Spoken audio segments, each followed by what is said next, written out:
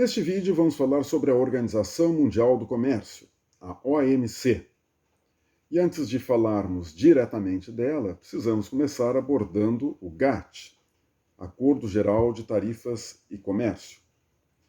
Na Conferência de Bretton Woods, de 1944, quando foram criados o Fundo Monetário Internacional e o Banco Mundial, o GATT já fazia parte da pauta de discussões, porque ali se pretendia criar a Organização Internacional do Comércio, a OIC, que ia ser um organismo especializado da ONU voltado justamente à atividade comercial entre os Estados. As negociações para a OIC acabaram demorando, e demoraram além do esperado, e acabou sendo criado o GATT.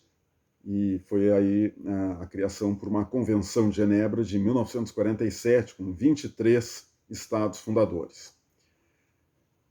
O GATT, claro, tinha o seu texto fortemente baseado em partes do projeto do Estatuto da Organização Internacional do Comércio, mas não tinha muitas posições sobre a parte institucional, justamente porque logo se esperava que fosse efetivamente criada a OIC e ela se encarregaria de aplicar o GATT, que apenas então tinha uma ênfase nas regras efetivamente de compromissos dos Estados sobre a prática comercial, e não tanto quanto uma estrutura orgânica de uma organização internacional que fosse se encarregar dessa tarefa. Então, o GATT era um tratado que acabou depois com a paralisação mesmo do processo de criação da OIC, produzindo seus efeitos aí por meio século, e os mínimos elementos de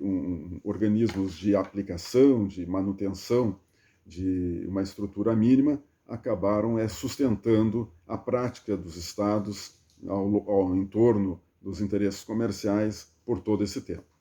Só depois, então, na rodada Uruguai do GATT, em Marrakech, que foi criada a Organização Mundial do Comércio. O GATT, então, criado em 1947, teve sucessivas rodadas de negociações, e cada uma ocorrendo em um lugar. Então, tivemos a primeira em Genebra, depois Annecy, em 49, Torquay, em 51, Genebra de novo, 55, 56, e assim sucessivamente, até que chegamos em 1986 com a rodada Uruguai. E nesta rodada, que se estendeu até 1994, tivemos a criação da Organização Mundial do Comércio. Aí já, apesar de chamada rodada Uruguai, a reunião em que foi formalizada a criação da OMC em 1994 ocorreu em Marrakech.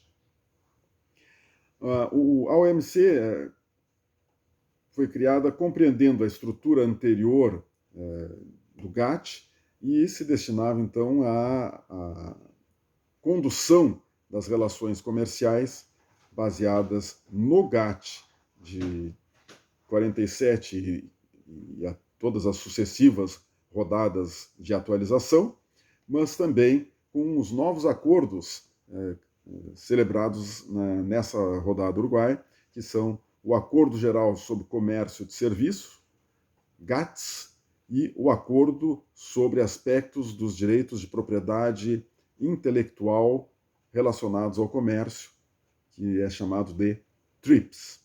Então, a OMC se dedica ao GATT, mas também ao GATS e ao TRIPS. GATS, serviços, TRIPS, propriedade intelectual, e GATT, comércio internacional. As funções da OMC são facilitar a implementação, a administração e a operação desses acordos. Os principais pontos resultantes da rodada Uruguai, onde foi criada a OMC, foram os seguintes. Em primeiro lugar, redução de tarifas, mais ainda do que já vinha acontecendo ao longo das décadas. Em segundo lugar, novas regras do comércio para a agricultura, incluindo limitações para exportações com subsídio. Terceiro lugar, extensão aos serviços dos princípios de livre comércio próprios do GATT, com o GATS. E proteção internacional aos direitos de propriedade intelectual, aí com o TRIPS. Propriedade intelectual, é claro, no tocante à referência ao comércio. A estrutura da Organização Mundial do Comércio é baseada praticamente em 3 órgãos. Em primeiro lugar, a Conferência Ministerial. A Conferência Ministerial é o órgão mais alto da OMC. É composto por representantes de todos os membros e essa conferência visa confirmar as negociações comerciais. A conferência se reúne a cada 2 anos. Depois vem o Conselho Geral. O Conselho Geral está imediatamente abaixo da Conferência de Ministros, é também composto por representantes de todos os Estados-membros e ele se reúne sempre que for necessário no intervalo entre uma reunião e outra do Conselho Ministerial. E aí ele exerce as funções, nesse intervalo entre uma reunião e outra da Conferência Ministerial, o Conselho Geral exerce as funções dessa conferência. Mas esse Conselho Geral, na verdade, tem uma dupla função, porque ele também executa as funções do órgão de resolução de disputas. Então, ao mesmo tempo que o Conselho Geral atua como substituto da Conferência Ministerial, ele é também a mesma composição que atua como órgão de resolução de disputas da OMC. Em terceiro lugar, nós temos o secretariado, que é dirigido pelo diretor-geral, nomeado pela Conferência de Ministros, e no cumprimento dos seus deveres, nem o diretor-geral, nem qualquer outro membro do secretariado poderá aceitar instruções de qualquer governo ou autoridade fora a própria OMC, ou seja, os funcionários e o diretor-geral do secretariado não são representantes dos seus estados de origem, como acontece nos outros 2 órgãos. Eles são simplesmente funcionários da OMC e só recebem instruções da estrutura diretiva da organização. As decisões na OMC são tomadas basicamente por consenso. Então, a forma básica de tomada de decisões é o consenso. Mas a exceção é onde houver uma disposição específica estabelecendo uma outra forma de tomada de decisões. Ou quando não for possível adotar a decisão por consenso, porque não se alcança um consenso. Então, a decisão será feita por votação. Cada membro tem direito a 1 voto, salvo um quórum específico que seja exigido em razão da matéria, a decisão se dá pela maioria dos votos. Mas, por exemplo, para dispensar um membro do GATT de cumprir com as obrigações decorrentes do acordo, excepcionalmente, o quórum para isso é de 75% dos Estados-membros. Então, salvo alguma previsão específica como essa, a decisão que não puder ser tomada por consenso será tomada pela maioria dos votos e cada Estado tem direito a 1 voto. O GATT, desde a sua criação, ele possui também 3 princípios básicos. Primeiro, a liberdade de circulação de mercadorias. Segundo lugar, a não discriminação, ou seja, o tratamento como produto nacional.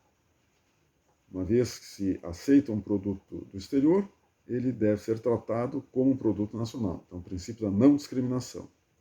E, em terceiro lugar, a cláusula da nação mais favorecida, que nós já estudamos aqui em Direito dos Tratados, e baseia-se na ideia, então, de que um tratamento dado por um Estado às mercadorias de um dos membros da OMC deve ser estendido a todos os demais. Essa cláusula da nação mais favorecida no GATT possui a exceção, que são o caso das organizações voltadas a processos de integração regional, como as uniões aduaneiras, mercado comum, e o caso dos estados de menor desenvolvimento econômico. Então, os países que se encontram classificados como estados de menor desenvolvimento econômico frente ao OMC podem ter uma flexibilização no cumprimento dessas regras do GATT. E os blocos econômicos estão também imunes à cláusula da nação mais favorecida, porque senão perderia o sentido do bloco econômico se os estados que são membros de um determinado bloco não pudessem se outorgar mutuamente um tratamento preferencial em relação ao restante de toda a sociedade internacional. Agora, o mecanismo de solução de controvérsias. Esse mecanismo, na verdade, é atualmente o pilar central do sistema multilateral de comércio.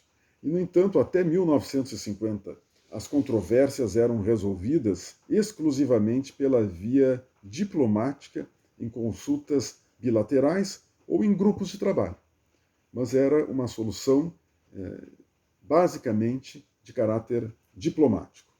Na década de 50, ficou decidido que esses grupos de trabalho, que eram formados pelos países e seus representantes envolvidos na controvérsia, passariam a ser substituídos por painéis independentes, constituídos por peritos indicados pelo secretariado do GATT. Então, aí na década de 50, tivemos a primeira evolução nesse sistema de solução de controvérsias do GATT, de exclusivamente diplomático para contar com peritos em painéis que analisariam a situação controvertida.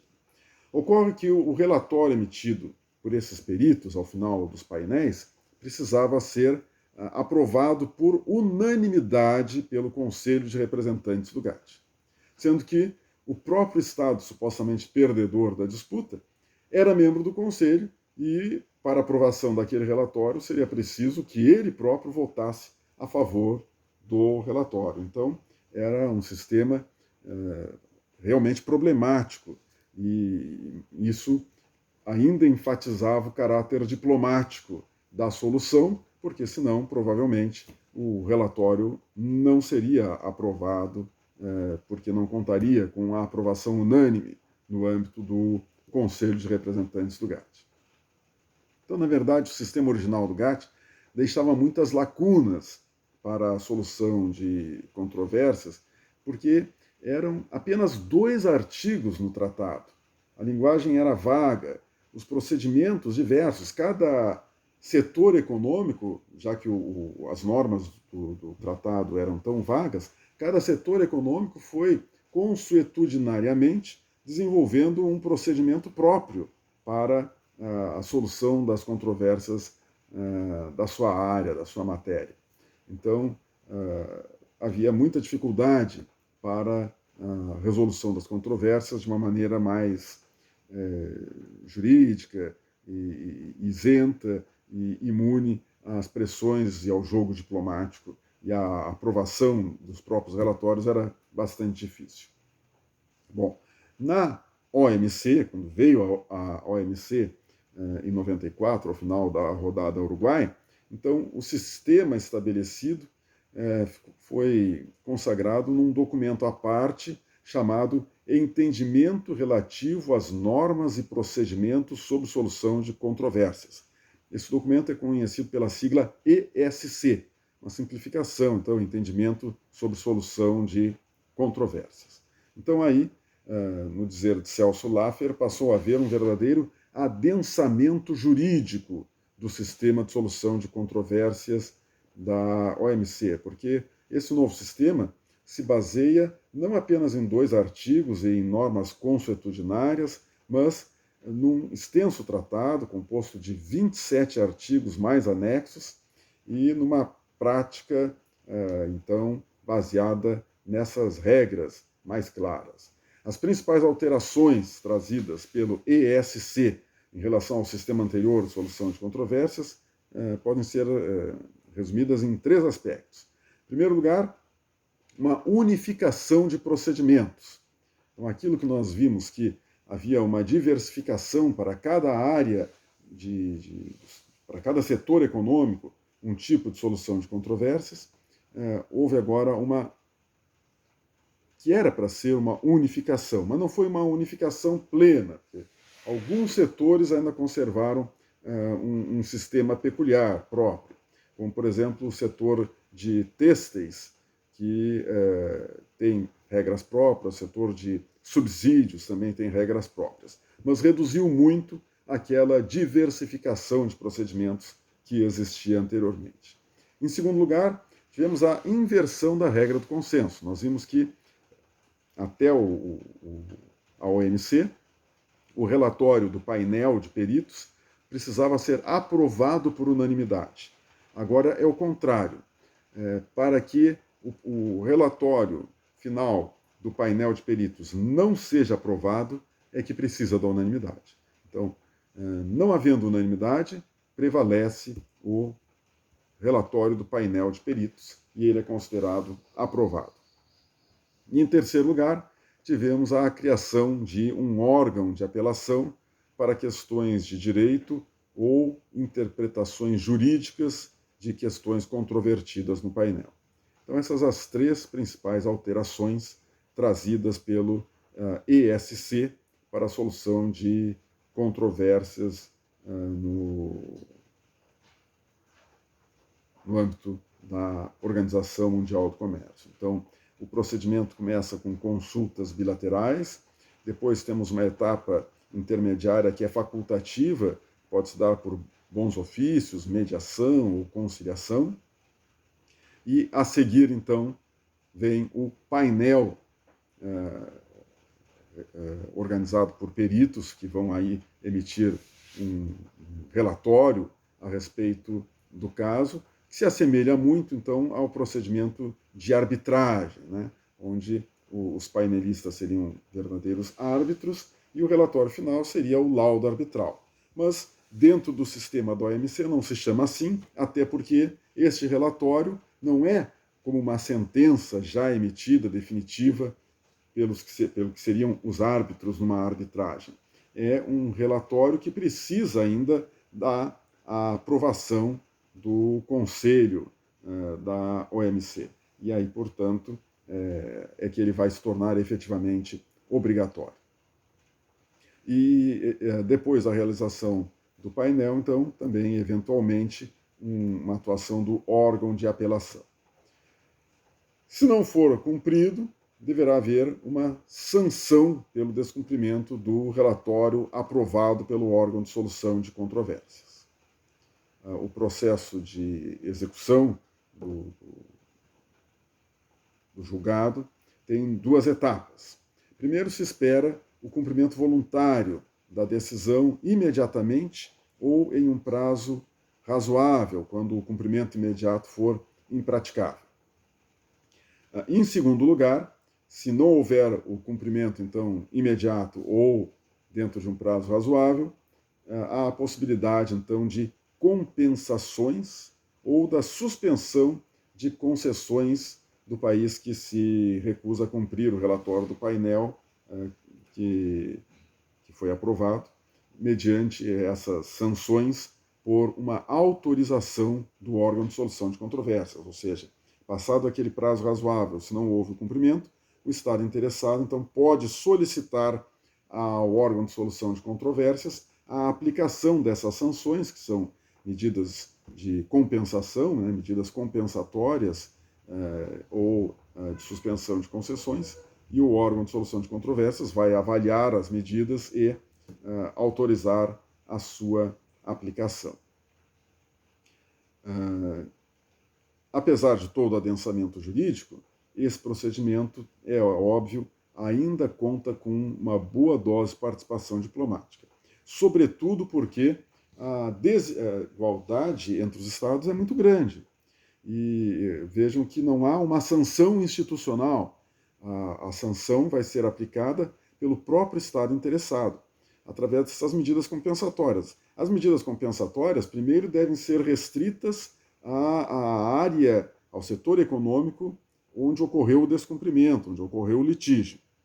Se for insuficiente o volume de comércio nesse setor, então pode haver uma autorização para que essas medidas compensatórias afetem outras áreas, outros setores econômicos. Mas mesmo assim, os estados são muito desiguais. Em um estado de pequeno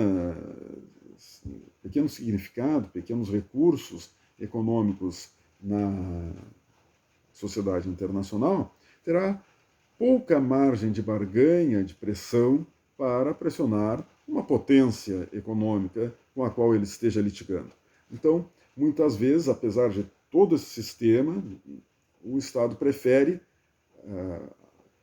obter essa autorização para sancionar, mas não aplica sanções, porque a reação do Estado mais forte contra a qual ele aplicaria as sanções, muitas vezes pode ser mais nefasta do que a simples compensação daquele prejuízo que ele tinha tido anteriormente.